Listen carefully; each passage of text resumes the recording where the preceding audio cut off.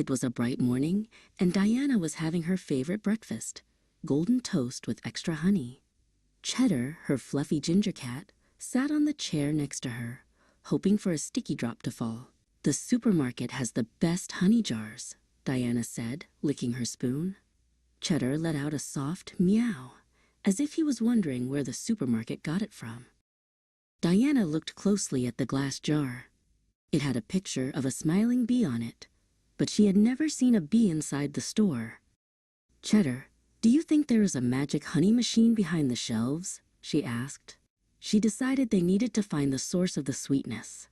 She put on her yellow boots, and Cheddar fluffed his tail, ready for an adventure. They walked down to the local grocery store. Diana looked at all the boxes and cans, but she couldn't see any honey being made. "Maybe it grows on trees like apples?" she whispered to Cheddar. Cheddar sniffed a stack of oranges, but they didn't smell like honey at all.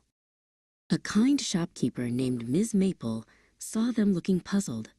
"Are you looking for something special, Diana?" she asked with a smile. Diana pointed to the honey. "Where do you get this from, Ms. Maple?" "Is there a factory in the back?" Ms. Maple laughed gently and shook her head. "Oh no, Diana. The real magic happens in the meadow behind the hill."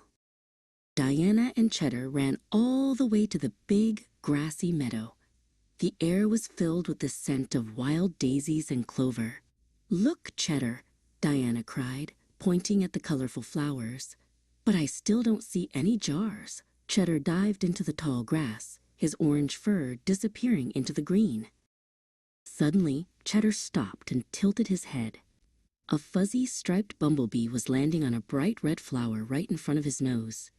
The bee made a soft B-Z-Z-Z-Z sound. Cheddar reached out a curious paw, but he didn't touch it. He watched as the bee crawled deep into the flower's petals. Diana knelt down beside them. "The bee is drinking from the flower," she whispered. She saw the bee fly away, its little legs covered in yellow dust. "Wait for us, Mr. Bee," Diana shouted. She followed the bee as it zoomed across the field, over the bushes, and toward a group of white wooden boxes. By the boxes stood a man in a white suit and a mesh hat. His name was Mr. Pip, the beekeeper. "Hello there," he said. "You've followed my workers home." Diana blinked. "Your workers? You mean the bees?" Mr. Pip nodded. "They collect nectar from the flowers and bring it here to turn it into honey." Mr. Pip lifted a wooden frame from one of the boxes. It was covered in tiny hexagonal holes, and inside them, something was shimmering. Cheddar stood on his hind legs to get a better look. "That's the honey," Mr. Pip explained. "The bees work very hard all summer to make it for us."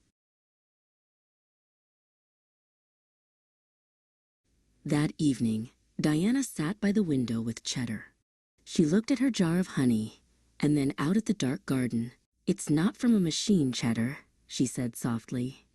"It's a gift from the flowers and the bees." Cheddar purred loudly, knowing that the sweetest things in life come from nature.